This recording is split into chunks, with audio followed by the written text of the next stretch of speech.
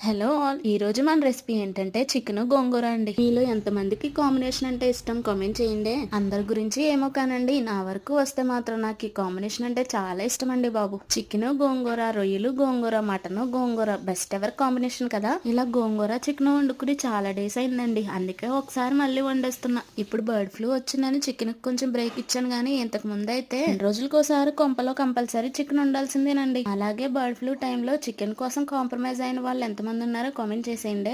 ఎందుకు ఉండరులేండి, అయినా ప్రాణాల మీద తీపి అందరికీ ఉంటది కదా. అందుకే చాలా మంది ఈ టైంలో చికెన్ అవాయిడ్ చేసే ఉంటారు అనుకుంటున్నాను. చికెన్ అవాయిడ్ చేయని వాళ్ళు అయితే చాలా గొప్పోళ్ళండి బాబు. వాళ్ళకు ఉన్నంత గుండె ధైర్యం ఇంకెవరికి ఉండదన్నమాట. అంటే ఇప్పుడు ఇలా ఎందుకు అంటున్నావు అక్క అంటే, నువ్వు తినలేదా ఏంటి అని అడుగుతారేమో. తినలేదా అంటే తిన్నాను, గ్యాప్ ఇవ్వలేదా అంటే ఇచ్చాను. ఒక 15 days అయితే ఏం తినలేదండి ఇంట్లో చికెన్. తర్వాత అయితే మళ్ళీ కామనేగా. చికెన్ కోసం ఇంత చేటభారతం అవసరమా అనుకోకుండా వీడియో నచ్చితే ఒక లైక్ కొట్టండి. కుంటాను మరి.